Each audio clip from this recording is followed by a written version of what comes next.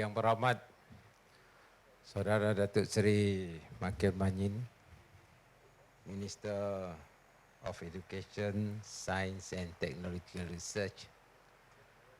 Yang berhormat Datuk Seri Dr. Sim, Menteri Kerjaan Tempatan dan Perumahan. Yang berhormat Saudara Dr. Anwar, Menteri Muda. Seterusnya yang berhormat rakan-rakan Menteri Muda, ahli-ahli yang berhormat, seterusnya Setiausaha Timbalan Setiausaha Kerajaan Negeri, Setiausaha Tetap Kementerian, Pengarah Pendidikan, Deputi Jemputan, tuan-tuan, puan-puan yang saya hormati sekalian. Pertama, saya mengucap syukur kerana pagi ini saya dapat bersama-sama di satu peristiwa yang sangat penting, khususnya dari sudut sektor pendidikan, iaitu kita memulakan pembangunan sekolah antarabangsa ataupun apa disebut sebagai Yayasan Sarawak International Residential School yang pertama di Sarawak ini, di bawah kelolaan kerajaan kita. Dan sudah tentu dari sudut pembangunan ini, ia akan memberi manfaat kepada generasi muda kita untuk mendapat ilmu yang setinggi-tingginya bagi mereka membangunkan negeri kita khasnya dan negara pada amnya, dan juga menaikkan taraf pendidikan kita ke peringkat antarabangsa. Saya mengucap tahniah dan syabas kepada Datuk Seri Makil Manyin dan juga timnya yang telah dapat melaksanakan impian kita mempunyai sekolah international school ini. You have heard from Datuk Seri Makil Manyin all the technicalities of this international school. But allow me here to share with you why we have this international school. In terms of our overall training to be given to our young. Mengikut report daripada Employers Association, dia kata bahawa at the moment we got problem in terms of recruiting qualified people in our industry. We have problem. Actually, it's a dilemma. Tu ada masalah, but at the same time kita ada graduate keluar daripada universiti kita. Actually, if there is graduates, then we don't have any problem. But their problem is this: some of our graduates are not competent in language. Orang berniaga tu, kompeti besar, dia menggerakkan orang yang ada command of language ataupun bahasa. Khasnya bahasa yang difahami oleh orang dunia tu, kerana ekonomi kita, ekonomi dunia. Jadi apabila datang, selalunya mereka fasih dalam bahasa Inggeris. Kalau dari Cina yang bahasa Mandarin lah. Bahasa Mandarin kita adalah UEC yang keluarkan Mandarin. Tapi dari sudut bahasa, bahasa Inggeris agak lemah sedikit. Jadi sebab itu kita ada mempunyai satu keadaan which is actually paradoxical, because we got talented people, you got people from universities, but they cannot be employed. Just for the simple reason, they don't have command of language. And English is language of technology. Kita pakai handphone, terpaksa kita macam yang pun manual. All in English. Buka kita Apple. Apple in English. Nak lain ada Spanish ada siap. Tapi bahasa Malaysia siapa nampak. So that is our dilemma, because in future technology will move the country. Kalau nak jadi negara membangun, yang mesti berkisar kepada teknologi. Dan sebab itu saya mengambil keputusan, kalau kita nak melatih anak Sarawak yang berdiri sama tinggi, duduk sama rendah dengan masyarakat antarabangsa, mau tak mau kita mesti latih anak kita dalam jurusan yang sesuai dengan zaman. We have to train our students in accordance with the needs of the future, which is based on technology. Sebab itu saya dan rakan-rakan kita kata let us start our international school. Sebab mereka yang keluar daripada sekolah antarabangsa yang diurus oleh private sector, mereka berjaya. Tapi feesnya mahal, yurannya mahal. Jadi bermakna anak kita yang mempunyai keputusan yang baik daripada luar bandar, daripada anak petani, anak nelayan, ada golongan yang mempunyai pendapatan rendah, walaupun pandai, nyasi dapat di dalam suasana yang membolehkan mereka mempunyai pendidikan yang kompetitif. Sebab itu saya nampak bahawa orang golongan ini tidak boleh dipisahkan. If their children having straight A, very talented, you have to groom them. Dan mereka ditempatkan, you have to place them in a competitive environment. Kalau mun anak tak pandai, bercampur dengan orang si pandai, jadinya jadi si pandai juga. Sebab there is no spirit of competition. But if there are group within talented and competitive environment, then they will to improve themselves. Saya si madah, orang si pandai ya kita keluarkan terus. Maksud saya ialah anak kita yang berkebolehan, dia letakkan bersama dengan yang berkebolehan. Dan dari sana mereka akan bersaing untuk mendapat keadaan yang lebih baik lagi dari sudut pendidikan. Ini sebabnya kerjaan kita menubuhkan sekolah international residential, iaitu yang mempunyai, mari kita kata boarding house lah. Hari itu disebut hostel. Jadi mereka boleh compete sama sendiri. Tuan-tuan, ini kenapa kita menubuhkan sekolah ini, bukan tidak percaya dengan sistem pendidikan negara. We actually follow sistem negara, but sometimes ada pelik-pelik dikit. Kalau menterinya bertukar, sistemnya bertukar.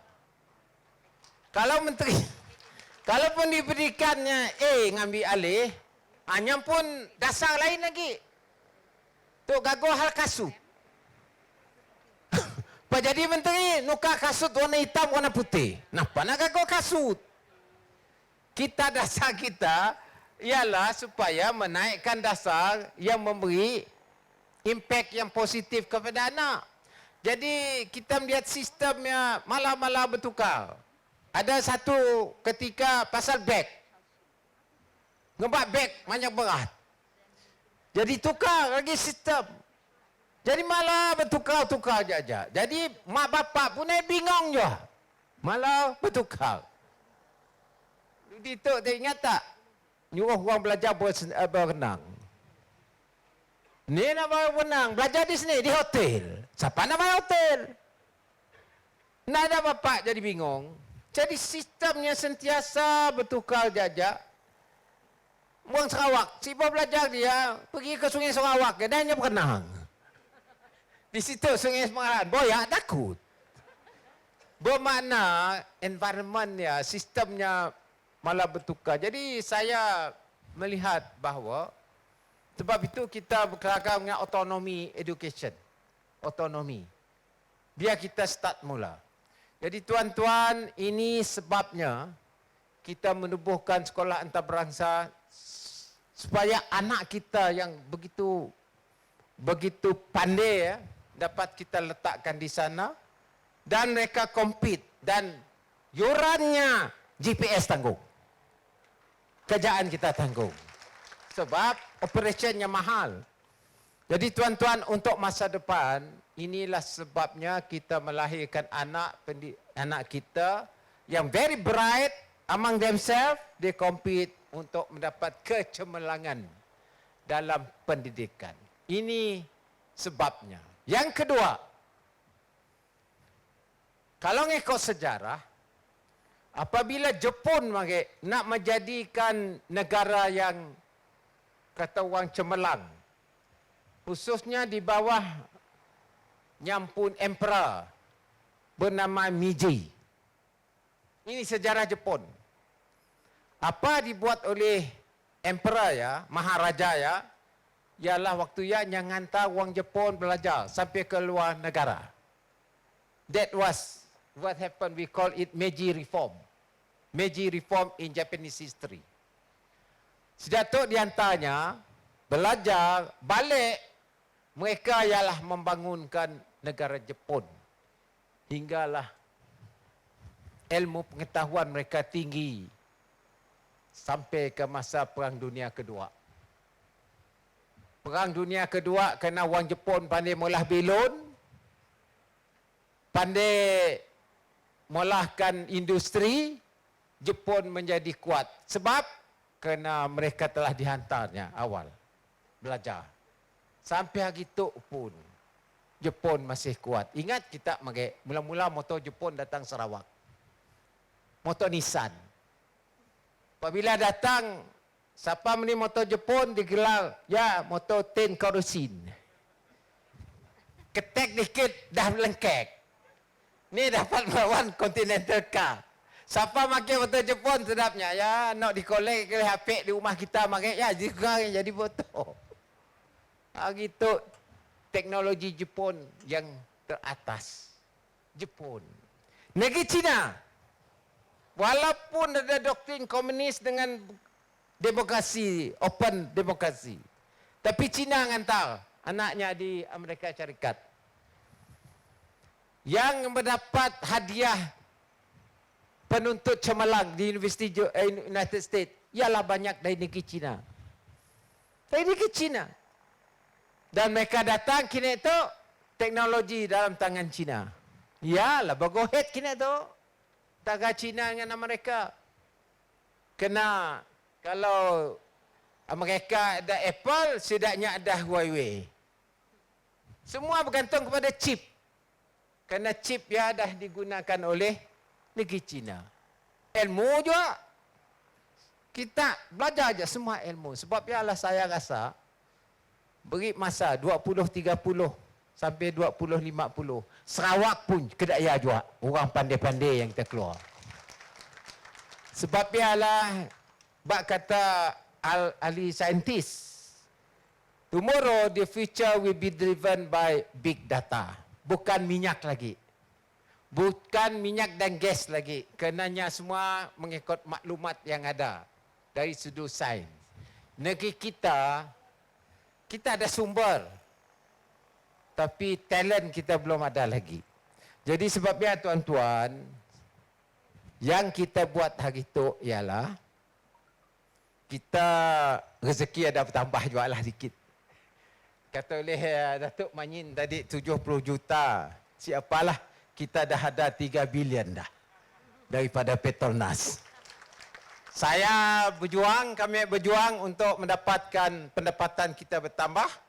Ada pendapatan, kita balik kepada rakyat. Kita mula sekolah ke Datuk.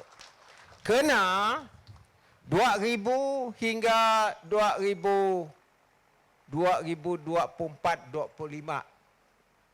kawasan kita luar bandar akan sudah berubah. Sebab kini tu kita gagal mula air, mula elektrik, mula jeraya, mula jambatan.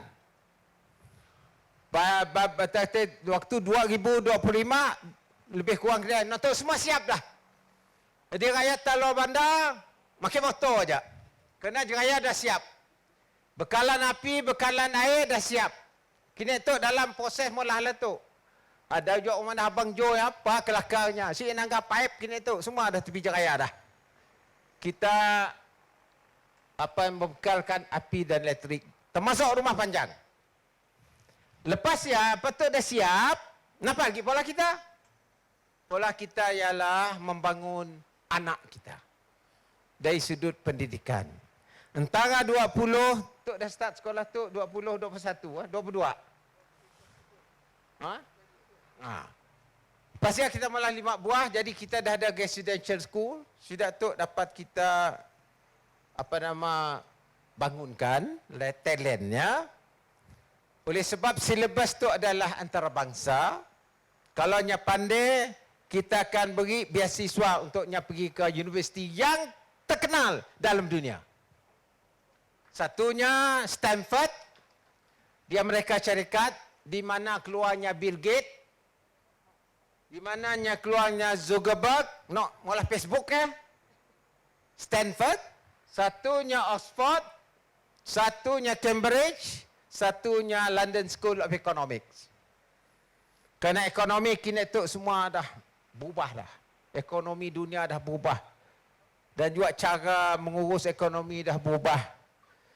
Mari mesin saya sekolah belajar ekonomi saya. Factors of production. Land, labor, capital. Kini tu ni ada lagi. Zuckerberg saya ada land. Pajak jadi kaya ke dunia tu. Jadi dah berubah dah. Pengurusan ekonomi dah berubah. Dan ia akan berkisar kepada teknologi. Jadi sebabnya kita latih anak kita dalam pendidikan dia berkisar kepada teknologi, biar tidaknya pergi ke universiti yang saya sebutkan tadi. Kalau nya pandailah, nya dapat diterima. Punya paloi saya dapatlah. Nya mesti pandai dan juga eligibility untuk mereka masuk ke institusi pengajian tinggi untuk dapat kita latih. Jadi tuan-tuan, ya sebab yang kedua. Yang ketiga ialah kita di Sarawak ada sumber.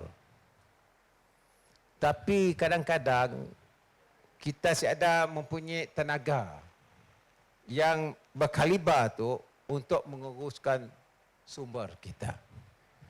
Jadi kalau kita ada anak Sarawak yang kata orang setimpal dengan taraf dunia, jadi setidaknya boleh menguruskan negeri kita. Dan ekonomi kita bangun ke tahap yang lebih tinggi. Saya akhir sekali ni nak madah situ, saya mengucap terima kasih kepada orang sebelum saya.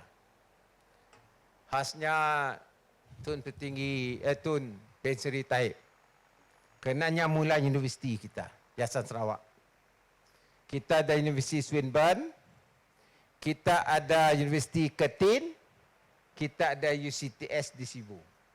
Dua universiti di Kertin dan Swinburne adalah antarabangsa. Jadi kalau standardnya dah ada Asia, jadi kita pun standard tinggi lah. Saya si madah local university tu si tinggi standard lah. Tapi dari sudut Sarawak, kita dah ada tertiary level. On our own dengan Yayasan Sarawak. Saya dah ambil alih 100% Kertin dengan Swinburne.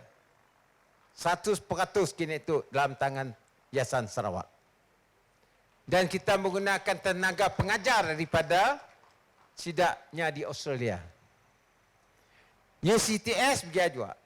Jadi apabila ada universiti secondary pula yang menghantar anak kita yang berkaliber ke universiti itu. Khususnya dari luar bandar. Sebabnya saya mula international school. Jadi yang pun chain ada Asia dan anak kita yang keluar daripada sistem pendidikan kita adalah antarabangsa. Nya boleh cakap orang putih, nya boleh cakap bahasa Malaysia, yang ambil SPM juga. Nya boleh cakap Mandarin. Jadi senin je kita nikam orang kita, nya akan timbul. Tikam di laut jadi pulau, tikam di darat menjadi gunung. Ya, orang Sarawak. Jadi itu adalah harapan kita. Dan seterusnya saya percaya ekonomi kita akan mampan dan dari sudut kedudukannya kita boleh bersaing dengan orang lain. Jadi tuan-tuan, kita buatlah 5 buah dolok, kita buatlah 5 buah. Memang operasinya tinggi, mula sekolah pun tinggi. Nya adalah resident school, 80%, mungkin 100% later, setidaknya tinggal dalam sekolah, kerana dalam sekolah ada disiplin. Sebab kata oleh Manyin tadi, nesah baju pun kediri, mula makan pun kediri, bangun pun tetap kediri, siada nak ngandor-ngandor, dan semua lepasnya membersihkan kawasan pun sendiri. Itulah budaya kita. Kami ni tu dah hilang nak kedaya. Saya sekolah rendah mari, sekolah Jepang. Sekolah Jepang. Tiap-tiap pagi diberi pre-pack kerja. Apa kerja? Ngambil uras. Pagi ngambil uras. Sampai gunakan penyapu. Pakai ngambil uras. Balik kedaya nyucikan kelas. Kini tu ni ada lagi. Mungkin kita nyuruh kedaya, cikgu kena.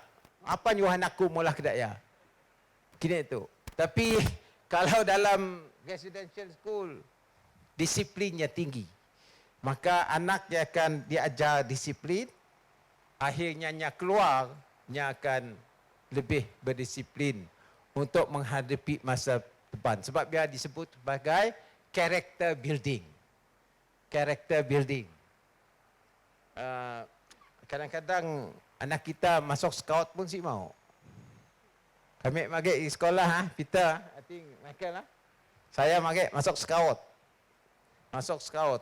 Ada luang lomba SAA di Jubilee Ground. Mari. Waktu saya lah.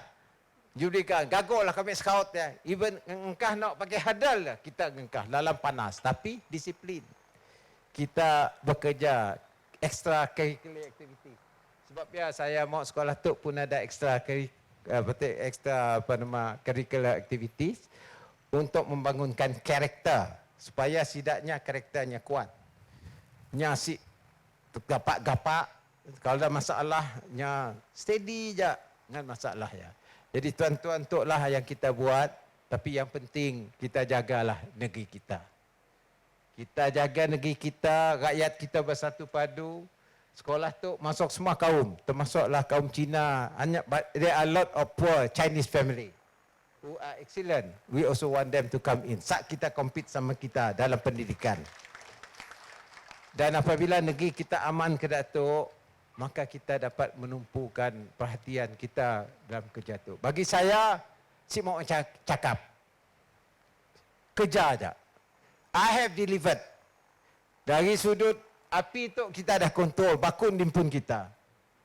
Petronas bising pap, saya dah dapat. Petronas maya kita dekat 3 bilion. Tiap tahun dah ada 3 bilion, so no problem with this school lah.